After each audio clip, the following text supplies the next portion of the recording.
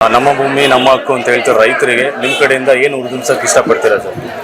ನಾವೇನು ಹುರಿದುಂಬಿಸೋದೇನಿಲ್ಲ. ಇಲ್ಲ ಆಲ್ರೆಡಿ ಜನ ವಿಶೇಷವಾಗಿ ರೈತ ಮಹಿಳೆಯರು ಬೆಳಿಗ್ಗೆ ಎದ್ದು ಕಸ ಗುಡಿಸಿ ಅದೇನು ಸಗಣಿ ಎತ್ತಿ ತಿಪ್ಪೆಗೆ ಹಾಕಿ ಮನೆ ಕೆಲಸಗಳೆಲ್ಲ ಮುಗಿಸ್ಕೊಂಡು ಮಕ್ಕಳನ್ನ ಶಾಲೆಗೆ ಕಳಿಸಿ ಅಥವಾ ಅಲ್ಲೆಲ್ಲಾದ್ರೂ ಕೆಲಸ ಇದ್ರೆ ಹೊಲದಲ್ಲೋ ತೋಟದಲ್ಲೋ ಕಳೆ ಕಿತ್ತು ಅಥವಾ ಬೆಳೆ ಫಸಲಿದ್ರೆ ಅದನ್ನ ಕಿತ್ತು ಇವತ್ತಿಲ್ಲಿ ಬಂದು ಧರಣಿ ಕೂತಿದ್ದಾರೆ. ಬಹಳ ಯಾಕಂದ್ರೆ ಇವರು ಅದ್ರ ಮೇಲೇನೆ ಅವಲಂಬಿತರಾಗಿರುವಂತ ರೈತರು. ಬೇರೆ ಬೇರೆ ಯಾವ ಉದ್ಯೋಗಗಳು ಅವ್ರಿಗಿಲ್ಲ. ಜಮೀನಿನ ಮೇಲೆ ಅವಲಂಬಿತರಾಗಿರುವಂತ ಪ್ರತಿ ದಿವಸ ಕೆಲಸ ಮಾಡುವಂತ ರೈತರು ಇಲ್ಲಿರೋರು. ಬೇರೆ ಯಾವ್ದೋ ತರಹದ ಕಮರ್ಷಿಯಲ್ ಕ್ರಾಪ್ ಬೆಳೀತಾ 15 ದಿವಸಕ್ಕೋ 20 ದಿವಸಕ್ಕೋ ತೋಟದ ಕಡೆ ಹೋಗಿ ಬರೋರಲ್ಲ. ಯಾಕಂದ್ರೆ ಇಲ್ಲಿ ಹೈನುಗಾರಿಕೆ ಮಾಡ್ತಾರೆ.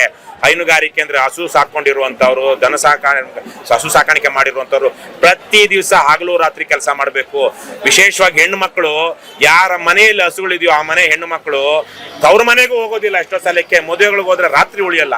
ಸ್ವತಃ ನನ್ನ ಕುಟುಂಬದಲ್ಲಿ ನಾನೇನು ಸ್ವತಃ ನನ್ನ ತಾಯಿನ ನೋಡಿ ಬೆಳೆದಿರುವಂತವ್ನು. ಹಾಗಾಗಿ ಇವರೆಲ್ಲ ಅವರ ಜೀವ ಅವರ ಬದುಕಿಗೆ ಇವತ್ತು ಸಂಕಷ್ಟ ಬಂದಿದೆ. ಹಾಗಾಗಿ ಬಂದಿದ್ದಾರೆ. ಮತ್ತೆ ಅವರ ಇಡೀ ರೈತರು ಇಲ್ಲಿ ಬಹುತೇಕರು ಯಾರು ಕೃಷಿ ಮೇಲೆ ಅವಲಂಬಿತರಾಗಿದ್ದಾರೋ, ಬದುಕು ಕಟ್ಕೊಂಡಿದ್ದಾರೋ ಅವರೇ ಬರ್ತಾ ಇದ್ದಾರೆ. ಅವ್ರಿಗೆ ಶಕ್ತಿ ಕೊಡಬೇಕು. ಯಾಕಂದ್ರೆ ಸುಮಾರು 2,000 ಕುಟುಂಬಗಳು ನೇರವಾಗಿ ಇವತ್ತು ಜಮೀನುಗಳನ್ನ ಕಳ್ಕೊಳ್ತಾ ಇರೋರು. ಅಂದ್ರೆ ಸುಮಾರು 8-10 ಸಾವಿರ ಜನ ಇರುವಂತಹ ಒಂದು ಕುಟುಂಬಗಳು. ಹಾಗಾಗಿ ಈಗ ಅವ್ರ ಜೊತೆಗೆ ರಾಜ್ಯದ ಲಕ್ಷಾಂತರ ಜನ ನಿಲ್ಲಬೇಕಾಗಿದೆ. ಮತ್ತೆ ಇದು ಈ ಭೂ ಕಬಳಿಕೆ, ಇದು ಸರ್ಕಾರ ಮಾಡ್ತಿರೋದು ಭೂ ಸ್ವಾಧೀನ ಅಲ್ಲ, ಅದು ಭೂ ಕಬಳಿಕೆ. ಸರ್ಕಾರಗಳು ಹಿಂದೆ ಎಲ್ಲ ಒಂದು ಡೆವಲಪ್ ಮಾಡೋದಕ್ಕೆ ಕಾರ್ಖಾನೆಗಳು ಬರಲಿ ಅಂತಲೋ ಅಥವಾ ಜನರಿಗೆ ಕಡಿಮೆ ದರದಲ್ಲಿ ಸೈಟ್ಗಳು ಸಿಗ್ಲಿ ಅಂತಲೋ ಬೇರೆ ಬೇರೆ ರೀತಿಯಲ್ಲಿ ಯೋಜನೆಗಳು ಹಾಕೊಳ್ತಾ ಇರೋ 30-40 ವರ್ಷದಿಂದ ಏನು ದೇಶವನ್ನ ಕಟ್ಟಬೇಕು ಅಂತ. ಇವತ್ತು ಅಕ್ವೈರ್ ಮಾಡ್ತಾ ಇರೋದಂತೂ ಸರ್ಕಾರ ಪರಮ ಮೋಸ. ಅಗತ್ಯವೇ ಇಲ್ಲ. ಖಾಸಗಿ ಅವರು ಇವತ್ತು ಕಾರ್ಖಾನೆ ಕಟ್ಟಬೇಕು ಅಂದ್ರೆ ರೈತರ ಹತ್ರ ಹೋಗಿ, ಜನರ ಹತ್ರ ಹೋಗಿ ಮಾರ್ಕೆಟ್ ರೇಟ್ ಕೊಟ್ಟು ತಗೊಳ್ತಾರೆ. ಅದೇ ತರಕ್ಕೆ ಲೇಔಟ್ ಮಾಡ್ಬೇಕಾ? ಇಲ್ಲೇ ಬಿಡದಿ ಇಲ್ಲಿ ನಾವು ನಿಂತಿರೋ ಜಾಗದಿಂದ 4-5 ಕಿಲೋಮೀಟರ್ ದೂರದಲ್ಲಿ 10 ಲೇಔಟ್ಗಳು ಖಾಸಗಿ ಅವರು ಕಟ್ಟಿಲ್ವಾ? ಸರ್ಕಾರ ಇವತ್ತು ಆ ಕೆಲಸ ಮಾಡೋ ಅಗತ್ಯ ಇಲ್ಲ. ಸರ್ಕಾರ ಸಾರಾಯಿ ಮಾರೋದು, ಸರ್ಕಾರ ಲೇಔಟ್ ಮಾಡೋದು, ಸರ್ಕಾರ ಇಂಡಸ್ಟ್ರಿಯಲ್ ಏರಿಯಾ ಡೆವಲಪ್ ಮಾಡೋದು, ಇವೆಲ್ಲ ದಂಧೆಗಳು. ಸರ್ಕಾರಿ ಅಧಿಕಾರಿಗಳು, ಭ್ರಷ್ಟ ರಾಜಕಾರಣಿಗಳು, ಭ್ರಷ್ಟ ಗುತ್ತಿಗೆದಾರರು ಸೇರ್ಕೊಂಡು ಮಾಡ್ತಿರುವಂತಹ ಸಂಚು ಪಿತೂರಿ ಇದು. ಹಾಗಾಗಿ ರೈತರ ಹೋರಾಟಕ್ಕೆ ನಾವು ಬೆಂಬಲ ಕೊಡ್ಬೇಕು ಇವಾಗ. ಯಾಕಂದ್ರೆ ಅವರು ಕಡಿಮೆ ಸಂಖ್ಯೆಯಲ್ಲಿ ಇಲ್ಲಿರುವಂತಹ 10,000 ಜನ, ಲಕ್ಷಾಂತರ ಜನರ ಮುಂದಿನ ದಿನಗಳಲ್ಲಿ ಈಗ ಪಕ್ಕದ ಮನೆಗೆ ಬೆಂಕಿ ಬಿದ್ದಿದೆ ಅಂತ ಸುಮ್ಮನೆ ಕೂತಿರೋ ನಮ್ಮ ಮನೆಗೂ ಬೆಂಕಿ ಬೀಳುತ್ತೆ. ಹಾಗಾಗಿ ಆ ರೈತರಿಗೆ ಬೆಂಬಲಿಸೋದಕ್ಕೆ ನಾವು ಬಂದಿದ್ದೀವಿ. ನಾವು KRS ಪಕ್ಷ ಬಂದು ಇಲ್ಲೆಲ್ಲ ಒಂದಷ್ಟು ವಿಚಾರಗಳನ್ನ ಜನರಿಗೆ ತೋರಿಸಿದ ಮೇಲೆ ಮಾಧ್ಯಮದವರು ಬೇರೆಯವರೆಲ್ಲ ಬರೋದಕ್ಕೆ ಶುರುವಾಗಿ ಇವಾಗ ಬಹಳ ಒಳ್ಳೆ ಬೆಂಬಲ ಸಿಗ್ತಾ ಇದೆ. ನಾವು 1.5 ತಿಂಗಳಿಂದ ಬಂದಾಗ ಇಷ್ಟು ಜನ ಇರ್ಲಿಲ್ಲ. ಈಗ ಪ್ರತಿ ದಿವಸ ಈ ಶಕ್ತಿ ಹೆಚ್ಚುತ್ತಾ ಇದೆ. ಈಗ ಮಾನ್ಯ ಮುಖ್ಯಮಂತ್ರಿಗಳು ಎಡೇಟ್ ಹೊಡೆದ್ರು ಪರವಾಗಿಲ್ಲ, ಈ ಯೋಜನೆಯನ್ನ ಮುಂದುವರಿಸ್ತೀವಿ ಮತ್ತು ಮುಂದಿನ ದಿನಗಳಲ್ಲಿ ಇದೇ ರೈತರು ಹೆಮ್ಮೆಯಿಂದ ಹೇಳ್ಕೋತಾರೆ ಅಂತ ಹೇಳ್ತಾ ಇದ್ದಾರೆ. ಸೊ ಆ ಮುಖ್ಯಮಂತ್ರಿಗಳಿಗೆ ಏನ್ ಹೇಳಕ್ ಇಷ್ಟಪಡ್ತೀರಾ ಸರ್? ನನಗೆ ಗೊತ್ತಿರೋ ಹಾಗೆ ಇಡೀ ರಾಜ್ಯದಲ್ಲಿ ಏನು ದೇಶದಲ್ಲಿಯೇ ಏನೇನೋ ತರದ ಬಿಸ್ನೆಸ್ ಮಾಡಿ ಇಷ್ಟು ದುಡ್ಡು ಮಾಡಿದಂತ ಮುಖ್ಯಮಂತ್ರಿ ಇನ್ನೊಬ್ರು ಇಲ್ಲ. ಅವರು IT ರೇಡ್ ಆದಾಗ ಹೇಳಿದ್ರು ನಾನು ಸಂಪಾದನೆ ಮಾಡಿರೋದೆಲ್ಲ ಕೃಷಿಯಿಂದ ಅಂತ. ಅದ್ ಯಾವ ತರ ಬೆಳೆದ್ರೋ ಗೊತ್ತಿಲ್ಲ. ಅದೇನು ಚಿನ್ನದ ಬದನೆಕಾಯಿ ಬೆಳೆದ್ರು, ಕಬ್ಬಣದ ಬದನೆಕಾಯಿ ಅಂತೂ ನಾವು ನೋಡಿದೀವಿ. ಯಾಕಂದ್ರೆ ಅವರು MSIL ವಿಚಾರದಲ್ಲಿ SR ಹಿರೇಮಠರೆಲ್ಲ ಅವ್ರ ಮೇಲೆ ಆರೋಪ ಮಾಡಿದ್ರು. ಈಗಲೂ ಇದೆ ಅದು. UV ಸಿಂಗ್ ವರದಿಯಲ್ಲೆಲ್ಲ ಇದೆ.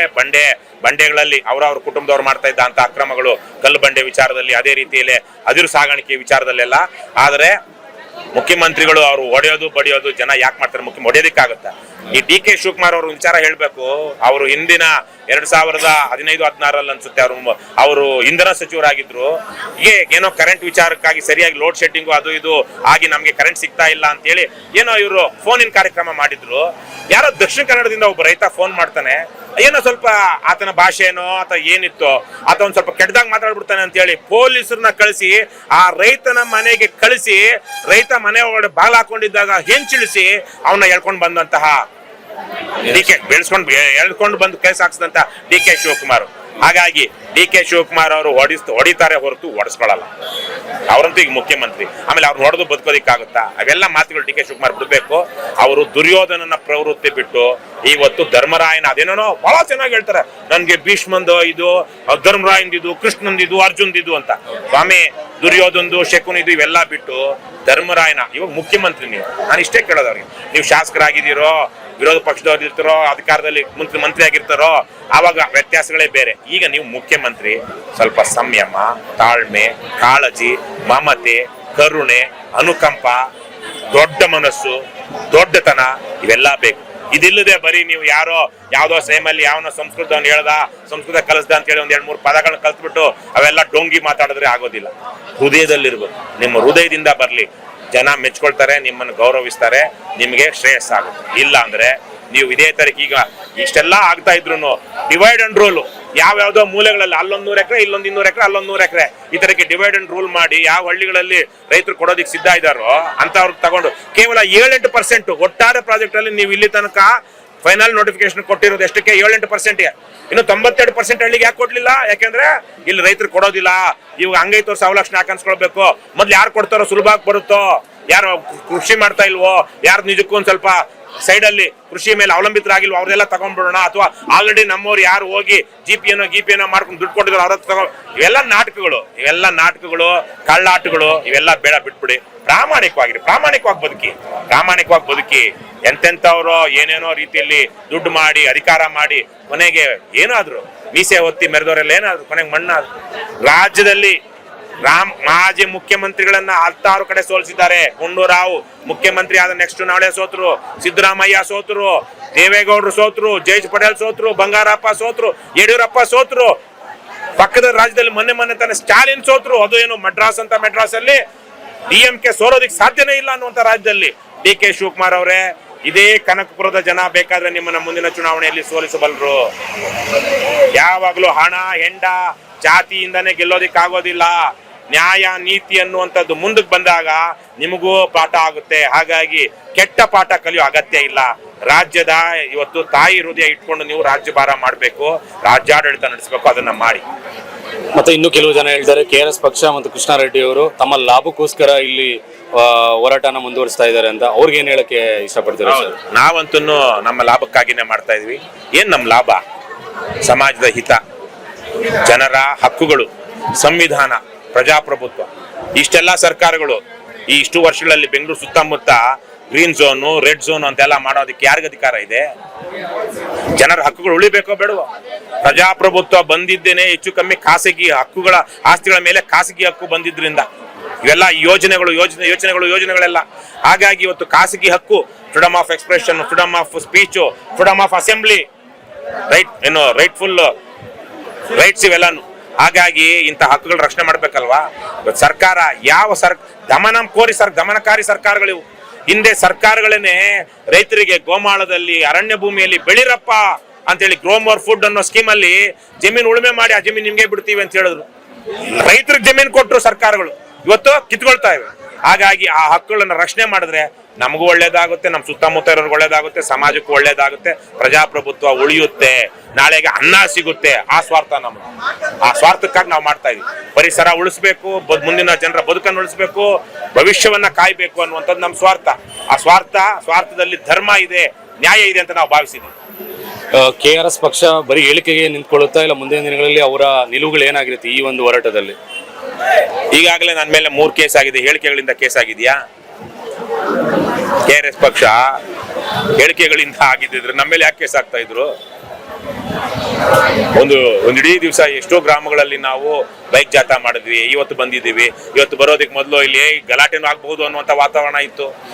ಬೇರೆ ಜಿಲ್ಲೆಗಳಿಂದ ರೈತರು ಬಂದ್ರೆ ಅಲ್ಲಿ ಮಧ್ಯದಲ್ಲಿ ಯಾರೋ ತಡೆ ಹಾಕೊಂಡು, ಯಾಕ್ರಿ ಬಂದ್ರಿ ನೀವು, ನಮ್ಮೂರವರಲ್ಲ ಏನೂ ಅಲ್ಲ ಅನ್ನೋ ತರಕ್ಕೆ ರೈತ ಸಂಘಟನೆಯವರನ್ನ ತಡೆದ್ರಂತೆ ಕೆಲವೊಬ್ರು. ಹಾಗಾಗಿ ಅದ್ಯಾರು ಅಂತ ಇಲ್ಲ. ಇನ್ನ ನೀವು ಇರ್ಲಿ ಅಂತ ಹೇಳಿ ಒಂದು ಉಲ್ಟಾ ಕ್ವಶನ್ ಇರ್ಲಿ ಅಂತ ಕೇಳಿದ್ದೀರಾ? KRS ಪಕ್ಷ ಏನಂದ್ರೆ ಇದು ಪ್ರಶ್ನೆ ಏನಿತ್ತು? ಮುಂದೆ ನಿಲುವುಗಳೇನು? ಬರೀ ಹೋರಾಟ ಹೇಳಿಕೆಗಳಾಗಿದ್ದಿದ್ರೆ ಇದ್ಯಾಕತ್ತಾ ಇದ್ವಿ? ಯಾವ್ದು ಕೆಲವು ಜನಗಳ ಮನಸ್ಸಲ್ಲಿ ಅದಿದೆ. ನಮ್ಮನ್ನ ಈಗ DK ಶಿವಕುಮಾರ್ಗೆ ಹೋಗಿ ಕೇಳಿ ನೀವು. ನನ್ಗೆ ಗೊತ್ತಿದೆ, ಯಾಕಂದ್ರೆ DK ಶಿವಕುಮಾರ್ ಅವರು ಇವತ್ತಲ್ಲ 2014ರಲ್ಲಿ ನಾನು ಒಂದ್ಸಲ ಭೇಟಿ ಮಾಡಿದ್ದೆ ದೊರೆಸ್ವಾಮಿ ಅವರ ಜೊತೆಗೆ. ಯಾಕಂದ್ರೆ DK ಸುರೇಶ್ ವಿರುದ್ಧವಾಗಿ ನಾನು ಬೆಂಗಳೂರು ಗ್ರಾಮಾಂತರ ಚುನಾವಣೆ ನಿಂತಿದ್ದೆ. ಅದಾದ 1-2 ತಿಂಗಳಿಗೋ ಯಾವ್ದೋ ಹೋರಾಟದ ವಿಚಾರಕ್ಕೆ ದೊರೆಸ್ವಾಮಿ ಅವರ ಜೊತೆಗೆ ಹೋಗಿ ವಿಧಾನಸೌಧದ ಯಾವ್ದೋ ಒಂದು ಕಾರಿಡಾರ್ ಅಲ್ಲಿ ಕೂತಿದ್ದೆ. DK ಶಿವಕುಮಾರ್ ಬಂದ್ರು. ಅವ್ರು ದೊರೆಸ್ವಾಮಿ ಅವ್ರು ನೋಡಿದ್ರೆ ಆಗ್ತಾ ಇರಲಿಲ್ಲ. ಯಾಕಂದ್ರೆ ದೊರೆಸ್ವಾಮಿ ಅವರ ಒಂದು ಪತ್ರದ ಕಾರಣಕ್ಕಾಗಿ DK ಶಿವಕುಮಾರ್ ಅವ್ರನ್ನ ಮಂತ್ರಿ ಮಾಡಿರ್ಲಿಲ್ಲ ಸಿದ್ದರಾಮಯ್ಯ. ಅವಾಗ ಒಂದು ಲೆಟರ್ ಯಾವ್ದು 15 ಪೈಸೆ ಅಂಚೆ ಕಾಗದದ ಕಾರಣಕ್ಕಾಗಿ ಆವಾಗ ನಾನು ಭೇಟಿ ಆದಾಗ DK ಶಿವಕುಮಾರ್ ಎಲ್ಲರೂ ಬಿಟ್ಟು ನನ್ನ ನೋಡ್ಬಿಟ್ಟು ರವಿ ಅವರೇ ಒಳ್ಳೆ ಕೆಲಸ ಮಾಡ್ತೇವೆ, ಒಳ್ಳೆ ಹೋರಾಟ ಮಾಡ್ತಿದ್ದೀರಿ ಅಂದ್ರು. ಅದಕ್ಕೆ ನಾನು ಕೇಳೋದು, DK ಶಿವಕುಮಾರ್ಗೆ ರವಿ ಕೃಷ್ಣಾರೆಡ್ಡಿ ಬಗ್ಗೆ ಏನು ಅಭಿಪ್ರಾಯ ಇದೆ ಅಂತ ಕೇಳ್ಕೊಂಡು ಬನ್ನಿ ನೀವು. ಅವ್ರಿಗೆ ಕೇಳಿ, ಅವರೇ ಹೇಳ್ತಾರೆ. ನಮ್ಮ ವಿಚಾರದಲ್ಲಿ ಹೋರಾಟದಲ್ಲಿ ಪ್ರಾಮಾಣಿಕತೆ ಇದೆ ಅಂತ ಅವರು ಒಪ್ಕೊಳ್ತಾರೆ. ವಿರೋಧ ಬೇರೆ. ಆದ್ರೆ ಅವ್ರಿಗೆ ಅನಿವಾರ್ಯತೆಗಳು ಇನ್ನೊಂದು ಇರಬಹುದು. ಅವ್ರ ದುಡ್ಡಿನ ಅನಿವಾರ್ಯತೆ ಇರಬಹುದು, ಅಧಿಕಾರದ ಅನಿವಾರ್ಯತೆ ಇರಬಹುದು, ಮುಂದಿನ ಎಲೆಕ್ಷನ್ಗಳಿಗೆ ಫಂಡ್ ಮಾಡೋ ಅನಿವಾರ್ಯತೆ ಇರಬಹುದು. ಆದ್ರೆ ಅವರು ಆಗ್ಲೂ ಪ್ರಾಮಾಣಿಕವಾಗಿ ರವಿ ಕೃಷ್ಣಾರೆಡ್ಡಿ ಅವ್ರ ಬಗ್ಗೆ ನಿಮ್ಮ ಅಭಿಪ್ರಾಯ ಏನು ಅಂತ ಹೇಳಿದಾಗ ಈ ಡಿ.ಕೆ. ಶಿವಕುಮಾರ್ ಆಗ್ಲಿ, ಕುಮಾರಸ್ವಾಮಿ ಆಗ್ಲಿ, ಯಡಿಯೂರಪ್ಪನ ಮೇಲೆ ಕೇಸ್ ಹಾಕಿದೆ, ಕೋರ್ಟಲ್ಲಿ ನಿಲ್ಸಿದ್ದೆ. ನನ್ನ ಕೇಸಲ್ಲಿ 6 ವರ್ಷ ಅವರು ಓಡಾಡಿದ್ರು, ಬೇಲ್ ತಗೊಂಡಿದ್ರು ನನ್ನ ಕೇಸಲ್ಲಿ. ಯಡಿಯೂರಪ್ಪನವ್ರಿಗೆ ಹೋಗಿ ಕೇಳಿ ರವಿಕೃಷ್ಣ ರೆಡ್ಡಿ ಅಂದ್ರೆ ಏನು ಅಂತ ಅವರೇ ಹೇಳ್ತಾರೆ. ಸರ್ಕಾರಗಳಿಗೆ ಒಂದಷ್ಟು ಜವಾಬ್ದಾರಿಗಳಿರುತ್ತೆ. 40 ವರ್ಷಗಳಿಂದನೇ ನಮ್ಮೂರಲ್ಲಿ ಬೊಮ್ಮಸಂದ್ರ ಕೈಗಾರಿಕಾ ಪ್ರದೇಶದಲ್ಲಿ ಆಗಿನ ಕಾಲದಲ್ಲಿ ಕೈಗಾರಿಕೆ ಡೆವಲಪ್ ಮಾಡೋದಕ್ಕೆ ಜಮೀನುಗಳು ತಗೊಂಡು ಡೆವಲಪ್ ಮಾಡ್ಕೊಡ್ಬೇಕಾಗುತ್ತೆ, ರಸ್ತೆ, ಚರಂಡಿ, ಕರೆಂಟು ಎಲ್ಲಾನು. ಹಾಗಾಗಿ ಅಭಿವೃದ್ಧಿ ಕೆಲಸಗಳನ್ನ ಮಾಡಬೇಕು, ಭವಿಷ್ಯದ ದೃಷ್ಟಿಕೋನದಲ್ಲಿ ಕೆಲಸಗಳು ಮಾಡಬೇಕಾಗುತ್ತೆ. ಆದ್ರೆ ಇವತ್ತಿಗೆ ಅಂತಹ ದೊಡ್ಡ ಅಗತ್ಯಗಳಿಲ್ಲ. ಯಾಕಂದ್ರೆ ಲಕ್ಷಾಂತರ ಎಕರೆ ಲ್ಯಾಂಡ್ ಬ್ಯಾಂಕ್ ಇದೆ ಸರ್ಕಾರದಲ್ಲಿ, ಭೂ ಬ್ಯಾಂಕ್ ಅಂತ ಮಾಡ್ಕೊಂಡಿದ್ದಾರೆ. ಸುಮಾರು 2 ಲಕ್ಷ ಎಕರೆಗಳಿರ್ಬೇಕು. ಏನಾಯ್ತು? ಹಾಗಾಗಿ ಸರ್ಕಾರಗಳು ಇವತ್ತು ಆ ಕೆಲಸ ಎಲ್ಲ ಮಾಡಬಾರ್ದು. ಸುಲಭವಾಗಿ ಸಿಗೋದು ಯಾರು? ಅಸಂಘಟಿತ ಯಾರು? ಇವತ್ತು ರೈತ. ಅದರಿಂದ ಮಾಡ್ತಾರೆ.